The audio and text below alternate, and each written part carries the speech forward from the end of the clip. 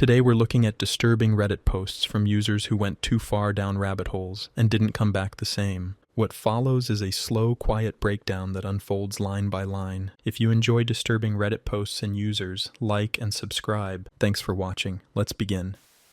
This Reddit user, known as AFH43, created his account in 2015, but didn't make his first post until about a year later. Early on, his activity was completely normal, posting about sneakers, hoodies, music, and other everyday topics. That changed in 2017. His posts began to shift in tone, becoming more anxious and disconnected. He wrote about feeling detached from reality and unsure if what he was experiencing was normal. Around this time, he made a post on the r/AskPhysics subreddit titled, "The theory of quantum immortality has driven me to a state of pure anxiety and terror over the last week. Is it true? Has it been debunked? I can't do this anymore." For anyone who doesn't know what quantum immortality is, it's a thought experiment based on the idea that reality may constantly split into different outcomes. In this theory, whenever there's a situation where you could die, multiple versions of reality branch off, some where you die and some where you survive. The idea is that your consciousness can only continue in the versions where you're still alive. From your own perspective, that would mean you never experience your own death. Instead, you keep waking up in timelines where you narrowly survive, no matter how unlikely survival becomes. One Reddit user responded to the post, attempting to debunk his reasoning, writing, "Quantum immortality just means that you will never wake up dead. Think about it. The only state you will ever observe yourself to be in is alive. That's only one of the problems with it. Another is that death is not an instantaneous quantum transition. It's a slow, messy process by which the collection of atoms that you are currently pleased to call me become so disorganized as to be unable to call themselves anything and then begin to stink. You will likely be there for much of the process and know what is happening. Don't worry. You are in no danger of being forced to live forever against your will." By this point, AFH43 had already gone far down the rabbit hole. He began posting repeatedly across different subreddits, including r/AskScience and r/AskPhilosophy, searching for some kind of answer. "The theory of quantum immortality has driven me to a really dark place. I'm living in a state of pure terror. Is there reason not to believe it is true? Can it be debunked? The possibility of quantum immortality is making my life unbearable. Is it a credible theory? It makes complete sense to me, and I can't believe I'm the only one losing my mind over it. I am freaked out at the possibility of quantum immortality. Is it a credible theory? Scared of quantum immortality. Please help me. Why don't you believe in it? The theory of quantum immortality has driven me to a really dark place. I'm living in a state of pure terror. Is there reason not to believe it is true?" AFH43 became consumed by the idea of quantum immortality, and no one was able to convince him otherwise. Over time, his anxiety deepened as the thought that he might never die began to take hold. Later that year, he posted again, this time on the r/advice subreddit, "Existential crisis. It won't stop. I need help. I can't do it anymore. I fear that because I am something in this infinite universe, I will always be alive. Quantum immortality. It makes so much sense to me, and it is ruining my life. What do I do about it? I need to rest." On that post, one person asked him a question. "Do you also suffer from depersonalization or derealization?" His reply was a single word: "Yes." AFH43 began to lose his sense of reality after discovering quantum immortality. In another post on r/AskPhilosophy, he opened up more about his fears. For him, this wasn't a philosophical discussion anymore. It was something he believed was real, and it terrified him. This belief was deeply unsettling for him, and on February 17th, 2017, he made what would become his final post. "Quantum immortality. I'm blank myself soon. It's too much, I can't do it anymore." After that, his account went completely silent, and many people assumed the worst. Then, in 2019, he suddenly reappeared on the r/relationship advice subreddit. In a series of posts that have since been deleted, he offered an explanation for what had happened. While recovering from a psychotic breakdown/blank attempt, I, 22M, met the only girl, 22F I have ever fallen in love with. Due to my state, it didn't work out. I am considering asking her out again. I am AFH43, a regular feature on those dark/creepy Reddit history threads. I am still alive. It's been a long time since I have logged into this account.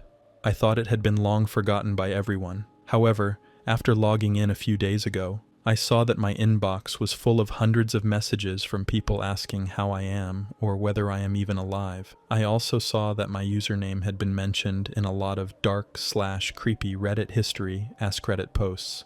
These were extremely hard for me to read because I try not to think about that time in my life. Nearly 3 years ago, I woke up one morning and my mind simply broke.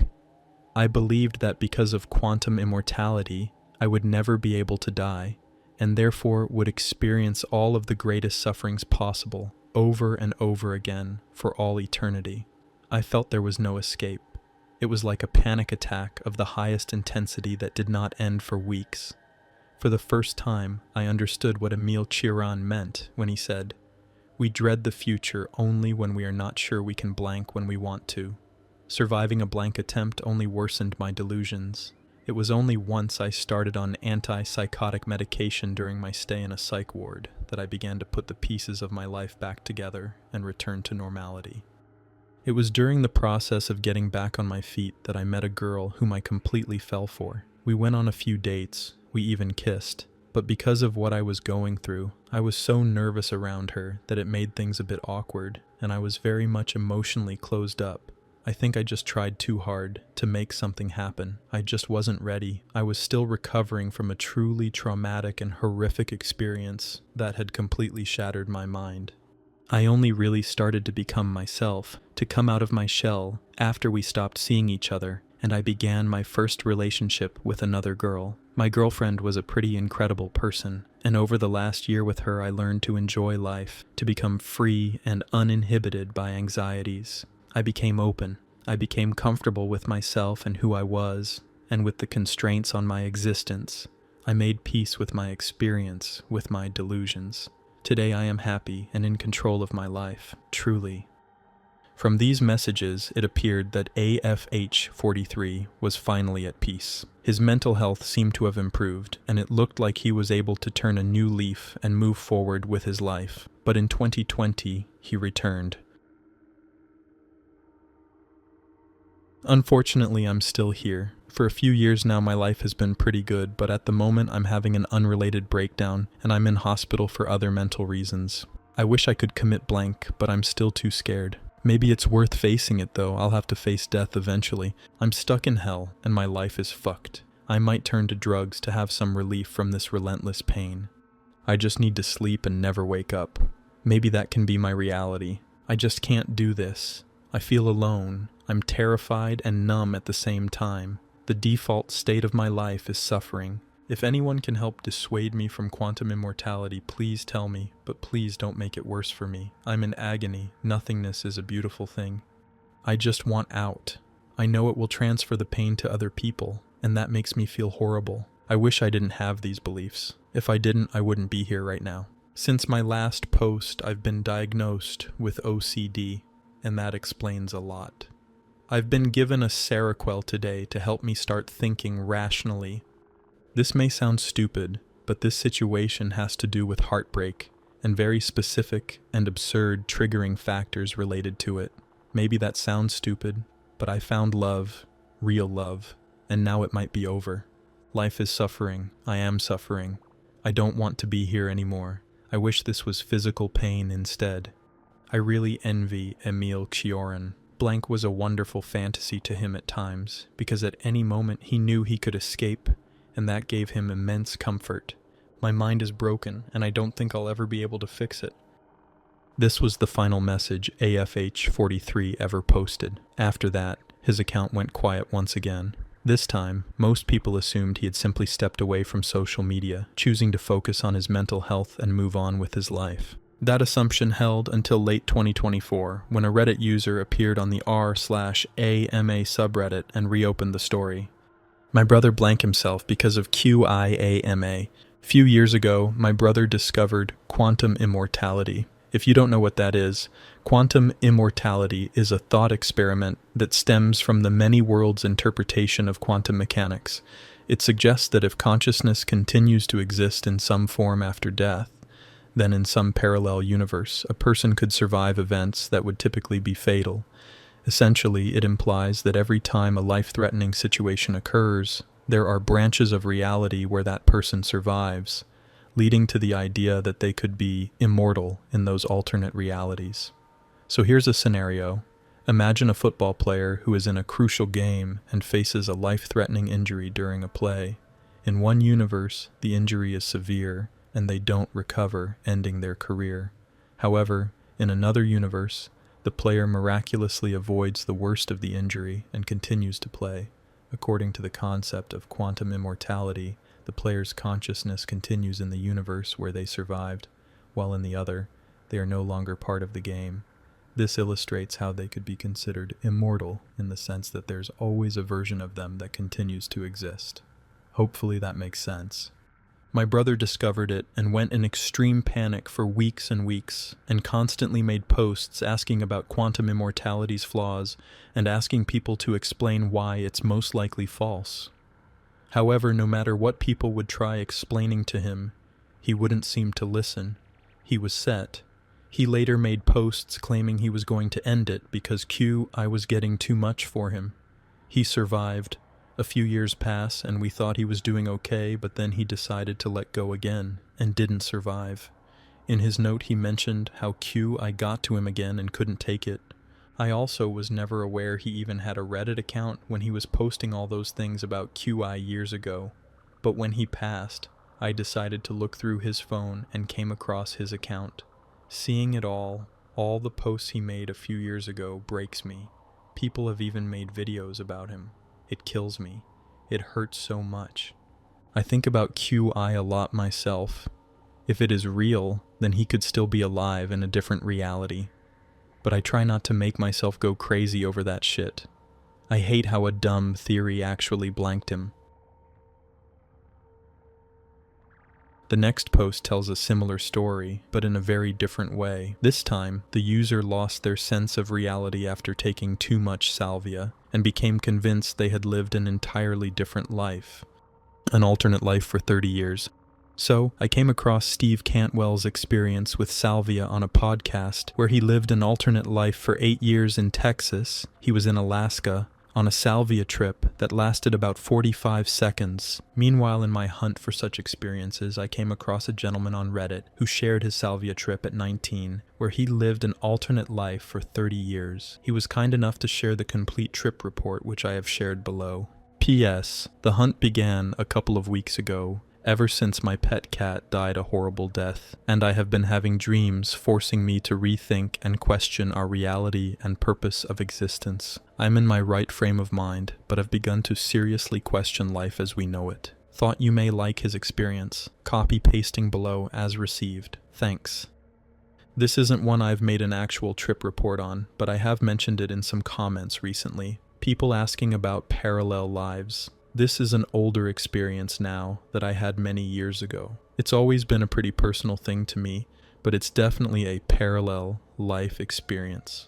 I was 19 when it happened. I had gotten into this habit of tripping with mirrors at the time, so I was in my bathroom, standing in front of the sink. I had some really bad experiences prior, and honestly my plan was to try and bolt if shit got too strange. I remember with this one in particular, it seemed like nothing was happening. Everything was normal. I leaned in closer to the mirror, and the pupil in one of my eyes started growing and didn't stop. It happened fast. There was no escaping it. It pulled me in like a black hole. I remember being stretched into a line, and then smashed into a dot, and then blinked out into darkness. That's all I really have going into it. That blink into darkness faded back out as an opening of my eyes, but I was a different person, living a different life, on a whole different world. I was now a dude in my 30s, waking up from some kind of overdose. It was very intense on that end of it because I still had strong memories of this life that you and I are in now. It took me about a year of their time to reorient myself to that reality. I couldn't even talk right for a little while because I was trying to talk like we do. Everybody thought I had brain damage. In that year, I went to sleep every night expecting to wake up back here in my bathroom. I could not accept that it was real, but it just wasn't going away. I could count time down to the second. The memories of this life eventually began to fade, though. I didn't have all the little details anymore to try and make sense of it to others. Within that life, I also had some pretty big responsibilities that I had to focus on. I had a family and a house. The whole overdose thing cost me a job, but we were able to turn things around once I put my past behind me. You have to understand that this was all backwards for me. While I was there, my experience was that I had done a drug and experienced years of another life, ours, and within that life, I did a drug that brought me back. Basically, exactly what I am doing right now in trying to explain this is what I was doing over there too.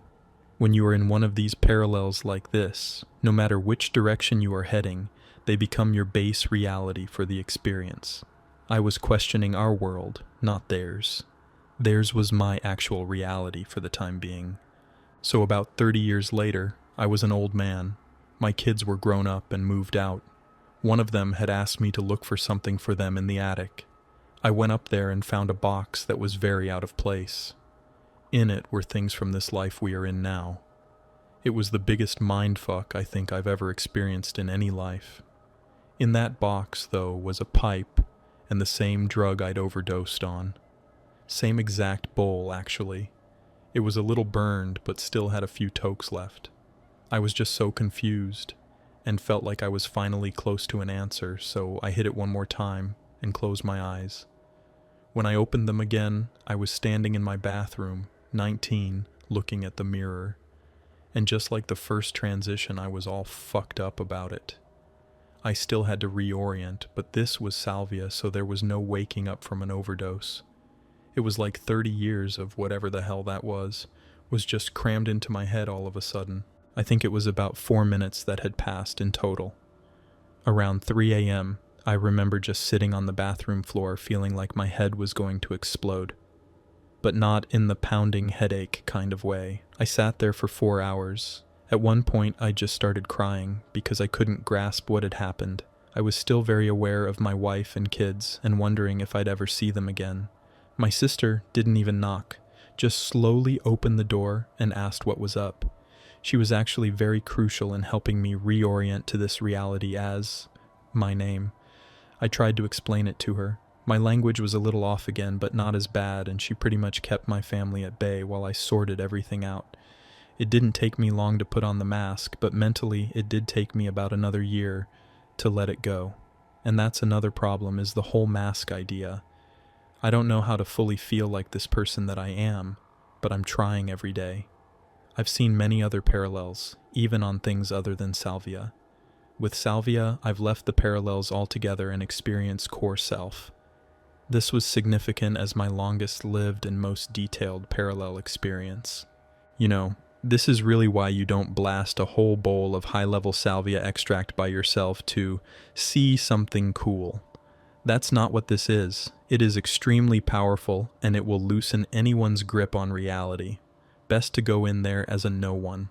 This must be respected as something more than a drug. You have to let go of this illusion if you wish to do salvia properly. Any and all attachments to your name must be left at the door before you cross over. This is how you bypass the parallels and reach the core self.